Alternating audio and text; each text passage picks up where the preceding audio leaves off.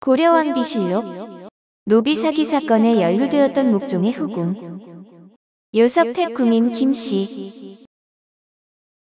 고려사 권팔 18 열전 권제1 후비 목종 후비 궁인 김씨. 궁인 김씨는 목종의 총애를 받아 요섭택 궁인이라 불리었다.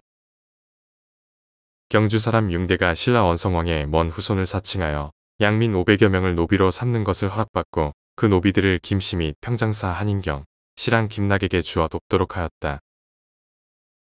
어서대가 안문하여 사실을 알고서 죄줄 것을 추청하자 목종은 김씨에게 구리 100근으로 벌하고 한인경과 김낙은 외지에 유배하라고 명하였다. 이 소식을 들은 사람들이 모두 할애하였다. 목종이 살해되어 패출당한 뒤 자귀를 잃어버려 고려사전료에는 궁인 김씨라 하고 요섭택 궁인의 책봉된 사실이 별도로 전하며 이후의 기록은 전하지 않습니다.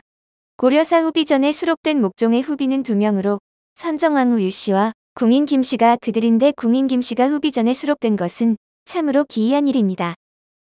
고려시대에도 국왕 주위에는 수많은 궁인이 있었지만 목종 이전의 궁인 중에 후비 전에 오른 인물은 이대왕 혜종의 부인인 궁인 에이주와 목종의 부인인 궁인 김씨뿐입니다.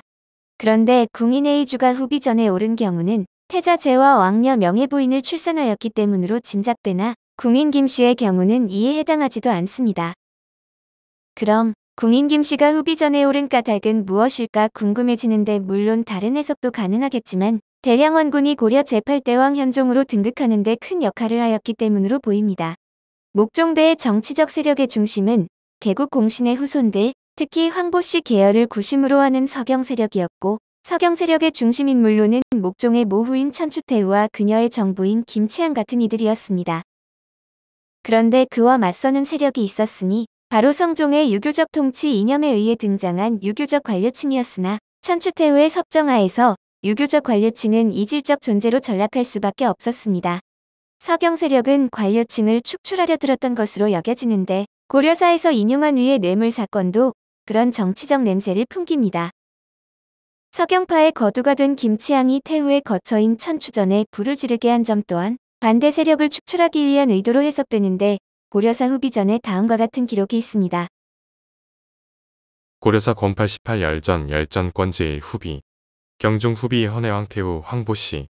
무릇 충신과 의사들이 더욱 꺼려지는 바 되고 죄 없이 모함을 받는 일이 많았지만 목종은 금할 수 없었다.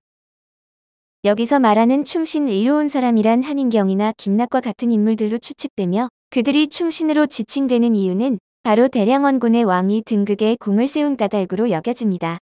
그런데 한인경이나 김낙의 뇌물 사건에 궁인 김씨가 포함되어 있다는 사실이 주목되는데 그가 후비 전에 올라 있다는 점과 함께 음미해보면 중요한 결론에 도달합니다. 목종이 총애한 여인이었다는 점을 감안할 때 궁인 김씨야말로 유교적 관료 세력의 최대 후원자였던 것이고 대량원군의 왕이 등극에 중요한 역할을 했다는 것입니다. 왕의 총이 궁인 김씨의 후원을 받고 있는 반대 세력을 축출하려던 서경 세력의 음모는 제 무덤 제갑한 꼴이 되고 말아 강조의 선택에 의해 김치향은 죽음을 맞고 천추태후는 외지로 쫓겨납니다. 궁인 김씨가 연루된 노비 사건을 좀 더 살펴보면 자신이 옛날 신라 원성왕의 후손이라면서 원성왕 원손이라고 칭했던 경주의 융대라는 사람이 있었습니다. 이 사람은 500명의 노비를 뇌물로 조정해 중요한 인물들과 요섭택 김씨라는 궁녀에게 돌렸는데 마침 노비 500명은 융대의 속임수로 억울하게 노비로 몰린 사람들이라 문제가 아주 커지게 됩니다. 1007년의 원성왕원손 사건은 요즘으로 치면 금액으로만 대략 190억 원대의 사기 사건이며 생사람을 노비로 만든 사건이라 500명이 자유를 잃어버렸던 사건이기도 했습니다. 역사의 기록에 따르면 이 사건을 전해 듣고 목종 임금은 분노했고 그래서 연루된 신하들과 요섭택 김씨를 처벌했다고 되어 있습니다. 가장 간단하고 쉽게 원성왕 원손 사건을 살펴본다면 이것은 천추태후 시기의 조정이 너무나 혼란스러웠다는 점을 나타내는 범죄일 것입니다. 그러나 사건을 자세히 살펴보면 좀 더 복잡한 일로 보이는데 앞서 광종시대의 안검노비 정책에 의해 수많은 노비들이 자유를 얻었습니다. 그런데 여기에 불만을 품은 사람이 워낙 많다 보니 성종시대에는 노비였다가 자유를 얻은 사람을 다시 노비로 되돌릴 수도 있는 제도가 생겼습니다. 그렇다면 아마 이런 조항을 이용하거나 이렇게 노비 제도가 오락가락하는 혼란을 이용하는 사기꾼들이 있었을 것으로 융대도 이런 상황을 이용해 보통 사람 500명을 자신의 노비로 만드는데 성공했던 듯 싶습니다. 융대가 자신이 원성왕 원손이라고 주장했던 것을 보면 김씨로 성을 쓰면서 김융대라고 자신을 소개했던 것 같습니다. 500명이나 되는 사람을 노비로 만들었다고 하니 이런 어마어마한 일을 꾸미는데 정치인, 신하, 임금의 총애를 받는 궁녀 등의 관세를 활용했을지도 모릅니다. 그런데 융대가 사기칠 때 성종 시기에 법조항을 이용했을 것 같다는 점과 이 사건이 성종 시기에 많은 인재들의 출신 지역이었던 경주가 얽혀 있다는 점은 조금 더 따져볼 만합니다. 성종은 경주를 중요한 도시로 여겨 말년에 이례적으로 경주에 직접 찾아가기도 했는데 실제 이 사건에 얽혀 처벌받은 인물 중에 한인경이라는 사람은 오래전부터 벼슬살이를 했던 인물이었습니다.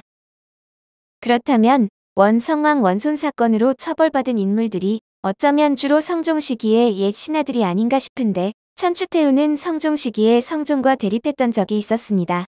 그렇다면 이 사건은 오히려 천추태후가 자신의 반대파를 공격하기 위해 성종시대부터 자리잡고 있던 벼슬아치들의 부정부패를 들춰내 뒤엎은 사건이었을 가능성도 있습니다.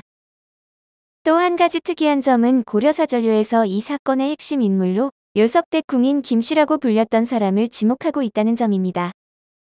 호칭으로 보아 명문가문 출신으로 임금의 정식 부인이나 후궁이 되지는 못했지만 궁녀 중에서 특히 사랑을 받아서 요석댁이란 건물 하나를 차지하게 된 인물로 보입니다. 요석댁의 성이 김씨인 것을 보면 부유하지는 않더라도 나름대로 괜찮은 가문 출신일 수도 있을 것이고 혹은 사기 사건의 중심인 융대의 친척이었는지도 모릅니다. 수상한 점은 더 있는데 역사 기록에서는 정확한 설명 없이 요석댁을 사건이 핵심 인물인 것처럼 기록해 놓아 임금이 사악한 궁녀에게 너무 빠진 것이 문제라는 느낌을 주도록 서술하고 있습니다. 처벌에 대해 한인경과 김낙은 유배를 당했지만 요석댁은 구리백근을 벌금으로 내게 했다는 외에 다른 처벌을 당했다는 말은 없고 주범인 융대에 대해서는 처벌에 대해 아무 기록도 보이지 않습니다. 오늘 고려왕비실록은 노비 사기 사건에 연루되었던 목종의 후궁 요석댁 궁인 김씨였습니다.